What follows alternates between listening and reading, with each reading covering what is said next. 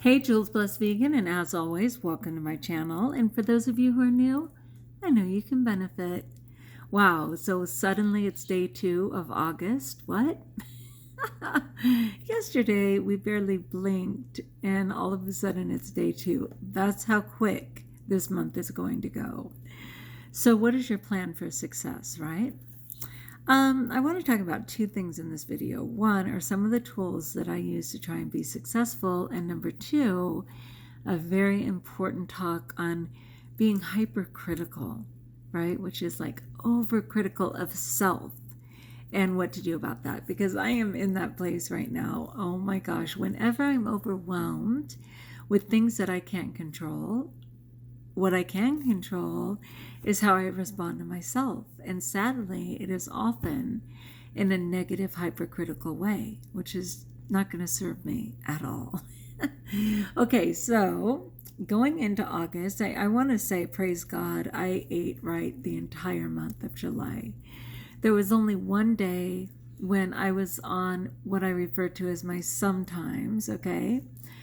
Tanny Raw, whom I speak of all the time, has what's called a forever plan, and I'm quite sure you could find that video on YouTube if you put in forever plan for Tanny Raw. She's a social media phenom on every health channel. But anyway, it starts with your always, which is the center of the bullseye. And then the first ring out is sometimes. And then the next ring out is never, in terms of food, behavior, whatever's going on. And only one day I was in kind of the outer rim of my sometimes, but all the other days, and it was a 31-day month. So for 30 days, I ate completely clean. Praise God.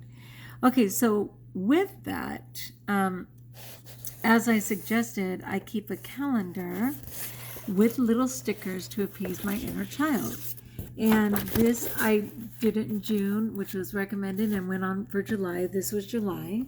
It's a very busy looking calendar because I was tracking some other things, including my prayer and my exercise. And part of that hypercritical thing that I do is that I want to do things so perfectly that I'm very hard on myself. And I compromised different stickers because I wanted to show that I didn't do it perfect. Well, I almost did it perfect. Well, I probably really... Let's go back to the original objective. The original objective was just to track my food, not whether my prayer was perfect, not whether my exercise was perfect. So for August, I may very well celebrate prayer or exercise, but I'm going back to just my food, because if my food's in order, everything else in my life tends to fall into place. So here's the August one. I have 2 stickers so far. I indicated clean, which simply means I ate clean both days. And I really encourage you to do that to appease that inner child or that monkey mind that is begging you to get off your plan. I continue to record my food as well. Okay, in addition to that, one of the other tools I always use is my urge jar. And this is by Brooke Castillo of the Life Coach School, and I have a video on it as well. If you just put in urge jar in the search engine, of course Brooke will come up, and so will I. And even though it's only been 2 days, look how many urges I have. And part of the reason for that is because I always start off with these really big ones. And again, you can get a thing of like 200 for $1 at the dollar store. And then they have really pretty different colored ones. These ones were blue, and they have green and different things like that. Anyway, so yesterday, even though I was home, I was stressed out because school's restarting and I'm not feeling on my game. And so a lot of things were tempting me. So I paid myself 5 urges. But today we were actually gone all day and went to several places. And because I didn't feel confident in what was available for me to eat, I didn't eat until 3 o'clock.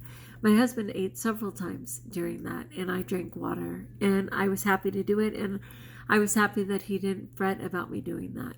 And I ate when I got home, so I gave myself 7 urges for today.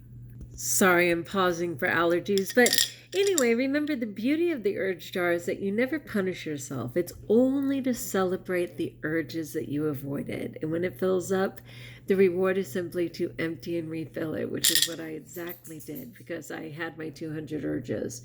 I just simply keep all of my choices in here and transfer them to that jar, and it's amazing because it really does appease all that temptation, which is so fantastic. So now I'm going to talk about this great article. It's called How to Stop Being Self-Critical and Silence Your Inner Critic. And part of the reason I'm dealing with that right now, again, I don't feel secure about what's coming on with school. I'm still crazed over these braces, my hair being chopped. It's all a chance for me to be hypercritical. And so, in always speaking to myself, I wanted to share this with those of you who may also tend to go hypercritical when there are things you cannot control. I keep pausing for allergies. Anyway, you will also find this in the description of the video. So it reads, the average woman criticizes herself at least 8 times a day, says a new study. Remind you of anyone? Try these ways to silence that inner critic. And I have other videos on inner critics, but I needed a reminder. So ask yourself what your wisest, kindest friend might say to you, and believe this instead of the negative self-talk. So almost half of us begin berating ourselves almost straight away each day, according to a study by Weight Watchers. And the most common self-criticisms concern our weight, our looks, clothes, finances, organizational skills, and general unfavorable comparisons with other women. Time to stop? Of course it is. So make a start now by embracing a few of our tips. Number 1, don't just criticize, do something. So yeah, I mean, my greatest way to empower myself is to get more informed about school, right? Instead of panicking. So if you're not happy with some aspect of your life, get proactive. You can't change the past, but you can change how you feel about yourself now and choose what kinds of qualities you want to develop and enhance. Pick one of the 2 qualities you want to display as the new you and work on achieving them. If you don't like how you look because you're overweight, for example, vow to address this through a healthier diet and exercise regime. Regime. It just says, no, it says regime. Okay. There's plenty of support available. Number 2, acknowledge your achievements.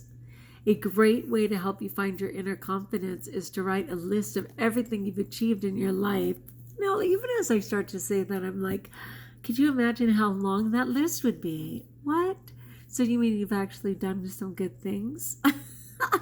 Yes, because I'm overwhelmed at the idea of even writing that list. Okay, let's hold on to that.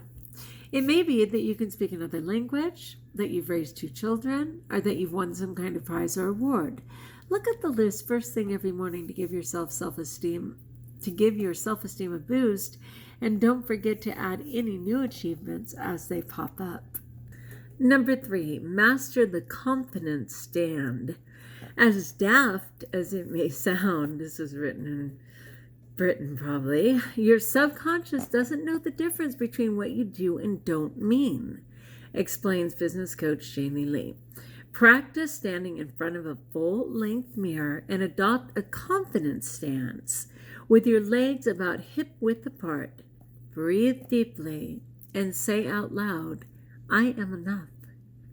You might giggle the first few times, but this positive self-talk is very empowering.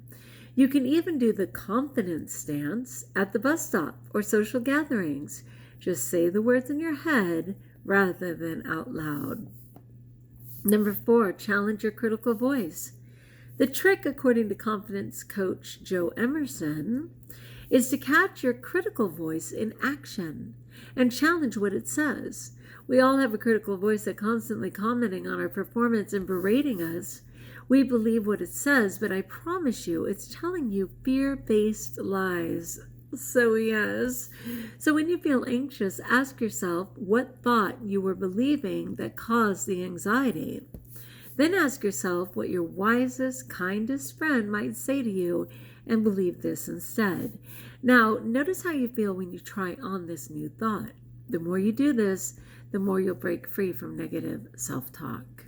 Number 5, laugh at yourself. If you're filled with self-loathing and negativity, it can be hard to see the funny side, but it's definitely worth the effort, according to life coach Pete Cohen. I always encourage people to find humor in what they're thinking, he says. It's important not to take it too seriously or you'll fall victim to it. What's more, laughter releases feel-good endorphins, which can make us feel more positive. Number 6, venture outside your comfort zone. Another way to boost your self-confidence is to feel the fear and do it anyway. Oh my gosh, isn't that so true? You know, stage fright exists, but doing the performance anyway is the breakthrough, right? All right, so the only way to really transform a negative habit is to take action and try something new instead. Challenge yourself to do something a little bit scary every day. You might just strike up a conversation with a stranger or make a phone call you've been avoiding. But after a while, these challenges will naturally start to get bigger as your confidence grows. I thought those were big enough. Seriously. Okay. Number 7. Stop comparing yourself to other people. The truth is that everyone experiences insecurities and disappointments from time to time, but some are better at hiding it than others. Social media in particular can help maintain the illusion that everyone else's life is better than yours. A study at the Happiness Research Institute in Copenhagen found that daily Facebook users who took a break from the social network felt 55% less stressed after a week offline. Wow. We look at a lot of data on happiness, and one of the things that often comes up is that comparing ourselves to our peers can increase dissatisfaction. Facebook is a constant bombardment of everyone else's great news, but many of us look out the window and see gray skies and rain. All right, let's go back. Maybe you can just pick one to focus on, seriously, if not two. So number 1 was don't just criticize, do something. Well, I'm certainly in motion there because I couldn't stand being overweight. A lot of it was for discomfort, not just for looks, because luckily, in spite of the moment, I've always had a welcoming smile, so people didn't think of me as just fat, right? And of course, a sense of humor or whatever. So I'm happy to be changing my weight.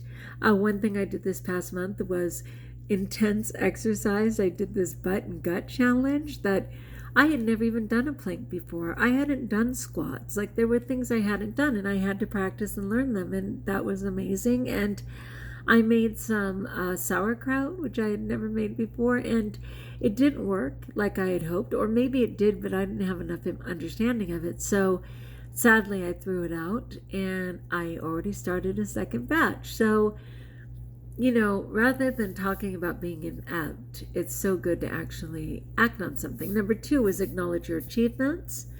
Again, there's many things I've achieved. I think the fault there for me is that I always think, though many of my achievements far exceed the standard life, they're never enough for me, right? I should do more. So that one's a little bit tricky for me. The confidence stance, I like that. That's really cute. Where you stand in a powerful pose and say that you're enough. Challenging your critical voice. I sort of do this, and I'd like to do it more. I'll choose this one. That when I start to say, oh God, you're so stupid, you're never going to get this, or I want to stop and say, wait a minute. I've proven that I'm not stupid. I've proven that I'm capable of learning. I've proven that I can master new content. Like, that's a conversation I want to have. I'm going to choose number 4, challenge your critical voice. Number 5, laugh at yourself. I'm pretty good at it already. Number 6, venture outside your comfort zone. I just gave you some examples, actually, of going outside my comfort zone. And number 7, stop comparing yourself to other people. I will certainly consider that, because that is one that I tend to do. So I'm going to choose number 7 and number 4. All right, what about you? Do any of these appeal to you? Do you understand the insanity of being hypercritical with yourself, and might you choose to stop some of that? So again, the title of this was How to Stop Being Self-Critical and Silence That Inner Critic. And again, if you put in that, I think you would find more in my Jules Blessed Vegan, but this was a new one and a reminder that I needed. All right, so cheers to August.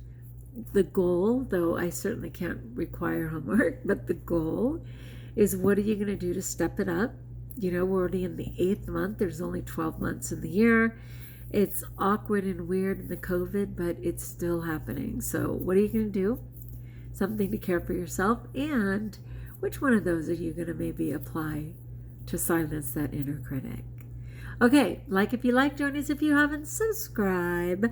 Let me know in the comments below how I may support you. And until we talk again, best of all, know that you're blessed.